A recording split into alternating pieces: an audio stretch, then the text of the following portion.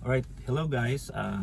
This is Mark. It's been a while na hindi ako naka-upload sa channel na ito, and right now I have this urge to create a video because I want to share and want to help yung mga gustong mag-apply sa call center for the first time. So I know marami dyan na gustong mag-apply sa call center and wala lang confidence, hindi alam kung ano ang gagawin, and especially sa during the interview. Okay, so if you're going to ask me my credibility, by the way, currently I am a team leader. So if you'll notice siguro, kung napansin nyo, hindi naman ako masyadong magaling magsalita or mag-English, but I know there's a lot of people out there na team leader, HR, whatever your position, na magaling. But sa akin lang, I just want to share based on my own experience in my own context, and I hope it will help everyone na gustong matuto, gustong makapasa sa pag-apply sa call center. Okay, so this is also based on, yeah, as what I mentioned, on my experience, kasi ito yung ituturo ko sa inyo ngayon is it also works for some people I know na tinulungan ko. So just to tell you a story, I have someone na under ko na ngayon na tinuruan ko siya um, how to pass the client interview. So binigyan ko siya ng mga tips at napasok nga siya. Supposedly hindi siya yung choice, but because of what I taught him, so yun naging basehan ng client na piliin siya at naging dalawa kahit isa lang. Okay, so hindi ko na patatagalin pa. So by the way, again, I'm going to teach you how to apply. Straightforward lang to. Okay, so ang pinaka-importante is that kung wala kang experience, okay, ganito yung setup natin eh. So wala kang experience and first time mo pa mag-apply sa BPO. So ang pinaka basic na tanong talaga is tell me about yourself. Okay, so tell me about yourself, and dyan tayo, dun lang ako magfo-focus sa part na yan. Okay, so kung mag-a-ask yung interviewer, tell me about yourself, ang sasabihin mo, okay, ang sasabihin mo ay continuous yan. Unang-una, sabihin mo yung okay, yung name mo, yung full name, yung pangalan, then I'm interested to apply na call center.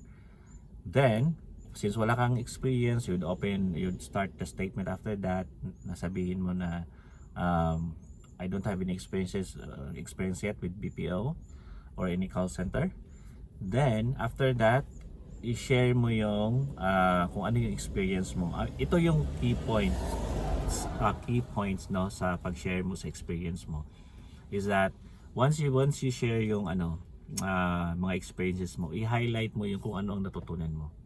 Okay, like for example, I've shared this to someone special to me. Bago lang siya mag-apply sa call center, first time niya. So yung experience niya is sa store. Okay, so sinabi ko na ang sabihin niya doon is kung anong natutunan niya sa store, ang pag-count ng money, ang pag-count ng items. So it makes him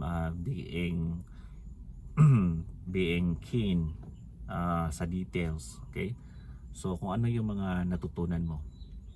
Okay, so whatever na experience mo, i-list mo lahat yan, 1, 2, 3, and then kung anong ginagawa mo, ito yung pattern. So kung ano yung job, kung saan ka galing, anong job mo, anong task mo, tapos anong tutunan mo, and paano yung naging edge na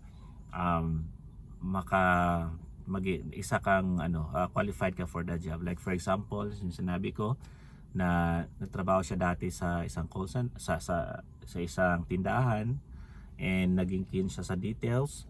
Then yun ang maging edge niya sa pag apply ng trabaho sa call center. So paano sabihin yun? I've been working in a store, my job is to count the clothes, count the items, and it is very important to me to report the right number to my boss. So I believe that my experience would help me being into details, whatever that's being taught to me, whatever the process would require me to look into details. I believe I already have the training on it, and I'm certain or confident that I can be a good candidate for this job. Yun example. So all throughout, kung ano man yung mga na-experience mo, yun lang yung pattern, okay? Huwag ka nang magsabi ng mga bagay na hindi mo naman na-experience, okay? So yun lang yun, okay? Kung ano yung task mo, ano yung natutunan mo, at paano mo yun ma-apply sa pag-apply mo sa BPO. Paano yung mga natutunan mo, giving you the skill and the attitude para maging masasabi mo that you qualify for the job, okay? And next is I'm not sure sa iba, but again, based lang to sa amin kung paano namin ginagawa, okay? So kasi ang tinitingnan kasi namin, just to let you know, during the interview, ang tinitingnan namin, maliban sa skills, importante yung skills kasi account specific kasi yung skills. Pag sinasabi nating account specific, like for example sa akin na I handle different accounts, iba-ibang kliyente, iba-iba yung mga task and skills na required and experiences. So syempre may specific skills kami hinahanap. After ma-determine namin na may skill yung applicant, we will also ask questions about his behavior and attendance. So with attendance, guys, importante talaga na you have a good attendance, okay? Wala kang late, wala kang absences sa mga previous job mo, and then you have a good record, okay? So that would be a challenge kasi sa akin, I will ask like a question like this, like if you were or share or tell us about the instances that you were absent before and what was the reason. So yun, para malaman namin kung nag-absent ka noon, ano ba yung reason? Is it valid ba? Is it like just you're very emotional? Hindi naman natin inaano yung kasi may mga sitwasyon naman talaga that it's heavy, especially if someone, example lang, namatayan ka ng family member. So that's an exemption. Kasi sabi lang namin emotional if alam mo yung nagkaaway lang kayo ng partner mo, ng boyfriend mo, ng girlfriend mo, tapos yun ang naging reason, no?